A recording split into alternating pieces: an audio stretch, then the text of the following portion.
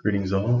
My name is Danny Moorhead. I am a senior at UNCP, and my project will be talking about the Great Lakes, specifically environmental hazards, plight of the Great Lakes, and taming of the lakes.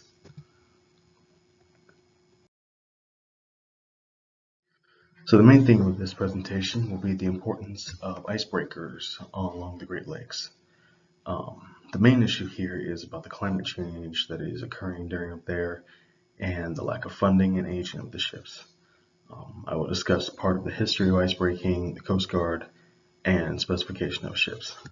The conclusion will decide what can be done, what could be done to prevent future catastrophe of icebreaking.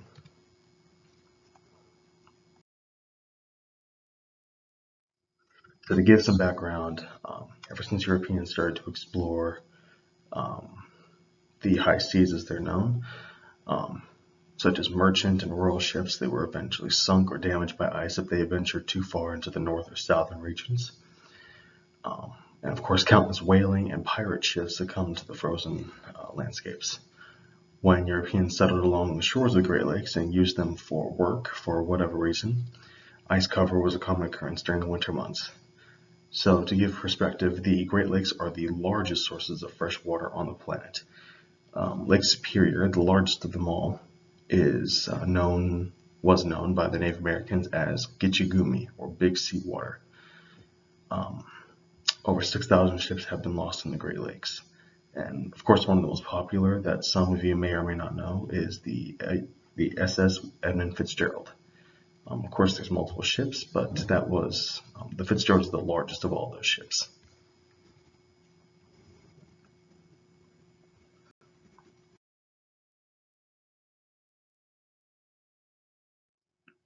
So Ice Patrol. In response to the Titanic sinking in 1911, after crashing into an iceberg, there were over 15,000 passengers, staff, and crew that died. Authorities began to blame the incompetence of the ship's company and the crew themselves, yet others stated that the need for locating icebergs, floes, and fields was essential for safety and to ensure international travel. Military vessels would patrol the coastlines and the transatlantic shipping lanes, the lanes that are used today by ships and other vessels to navigate through the waters of the Atlantic Ocean. Over time, planes and other specialized vessels would scan with radar, sonar, and other methods to provide a more accurate method to watch for ice during the long period of time. And kind of as a coalition to ensure this would happen, the International Ice Patrol was founded in 1914 and consists of 17 countries that maintain vessels that are part of the Coast Guard that patrol the lakes, not just the lakes, but also all of the coastlines.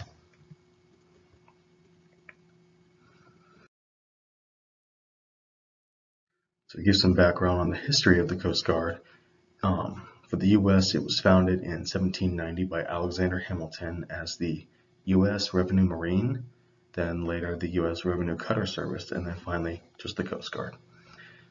Set under the Department of Homeland Security, and the only military branch to actually do so, the Coast Guard performs non-combative roles mostly along the coastal ranges. It is the smallest branch of the armed forces. They are considered kind of the underdogs, and yet they're the most versatile and resourceful of the branches. Their main occupations are drug and migrant interdiction, maritime security and protection, search and rescue or SAR, defense readiness, and ice patrol. In times of war, however, the Coast Guard can be transferred over to the Navy and provide security of supplies and other defensive roles. Of course, they have multiple nicknames like the Coasties, Uncle Sam's Canoe Club, Puddle Pirates, and Pretend Navy, but of course, if you want to get technical about it, the Coast Guard came first. Fun fact, when the Navy created the SEAL program, they sought after the Coast Guard veterans first because their skills and abilities of the ocean outclassed their own, for multiple reasons, of course. So switch it up.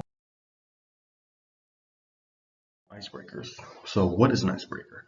It is a ship that is designed to break ice. Early whaling ships were primarily used in the Arctic to hunt, such as whales, polar bears, seals, and other valuable resources up there in the Arctic seas. And as such, their hulls were reinforced with iron and steel bands and double wooden supports to allow them to withstand ice damage. Eventually, over time, their shapes were designed to allow their bow or their front end to rise above wherever the ice level is at, so they'll hop kind of over it, and their weight will crash down, splitting it into a passable area. And again, it's all about the weight and their power, and that's kind of the key thing to react with icebreakers. In more recent times, countries such as Russia and China have made plans to use nuclear-powered breakers since they use more power than diesel electric, which is what we have right now. But overall, icebreakers are probably some of the most powerful and probably some of the toughest ships that are ever built. Even though Navy, of course, prides themselves on powerful ships, they really have no equal when it comes to icebreakers. So the environmental concerns are, this is a very bastardized term because climate change is always happening. The climate always changes. It's how the world works. It's how this earth functions. But it is a thing, no question about it, but not in the scary way like, oh, the climate is changing, we have to save the planet. I mean, of course, we have to take care of it, but it's not like that. So what is going on in the Upper Peninsula is that there is more rain on a consistent basis, and this unfortunately causes water levels to rise. And during the winter months, when it does get cold enough to do it, which is quite often, the ice fields start to build up. And ice fields are basically just long stretches of sheet ice, and they can be as thin as, say, an inch or so, or they can be upwards of almost 5 feet, maybe more, or 2 meters or 3 meters, however you want to put it. So as water levels rise, ice levels along the coastline and deep water begin to increase and build up. Unfortunately, though, when storms hit the region, which is very common in the Upper Peninsula, the ice is broken up and it pushes against the beaches, which can damage property such as roads and houses, as well as other buildings, factories, and vessels. So bridges that are across, fishing vessels, and things like that, ferries, things like that. Unfortunately, that's not the end of it. Once the ice begins to melt, because there's been jammed ice there for a good long period of time, this can cause flooding in the spring and summer months. Now, this can only be done, however, if ice is not broken up constantly and is capable of being broken up on a consistent basis.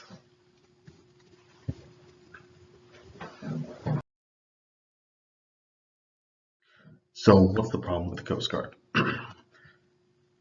Despite its constant surveillance and tasks, the Coast Guard is very underfunded, as the other big four, like say the Air Force, the Navy, Marines, and Army, are prioritized, due in part because of how militaristic the upper echelon is. The Department of Defense holds a very high sway within the budgets and things like that.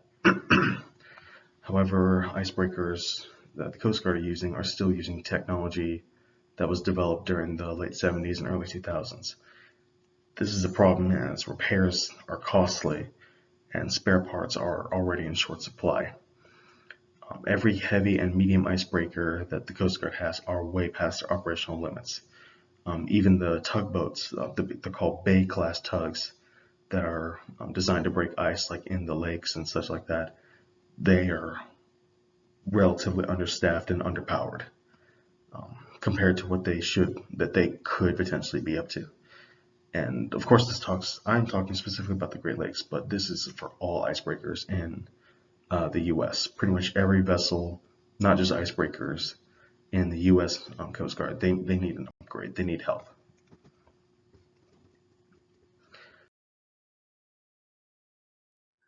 So have efforts been made? Yes and no.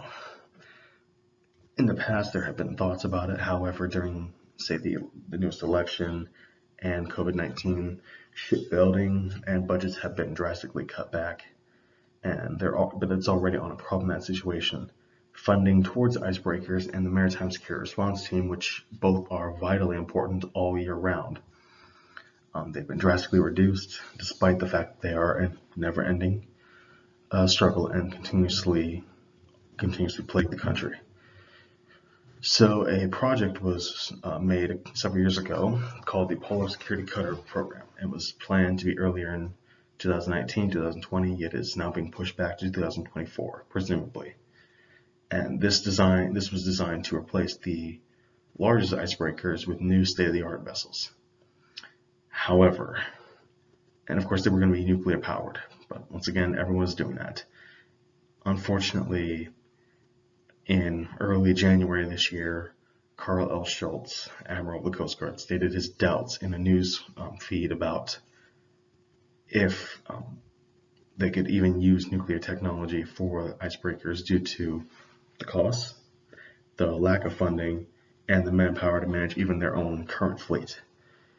In short, however, without resources and support from the higher upper division, there will be major problems in the future, as whether we like it or not, as a country, we depend heavily on the constant flow of traffic and goods to supply our daily needs. Whether we like to say we're environmentally friendly or not, it's going to happen like that. Now, I'm not saying that the Coast Guard is the overall the game will save everyone, but to ensure that icebreakers can still chart a path through the lakes during the winter months, they need upgrades, they need help, they need new powerful ships, they need more ships. Of course, they need more people, but that comes later.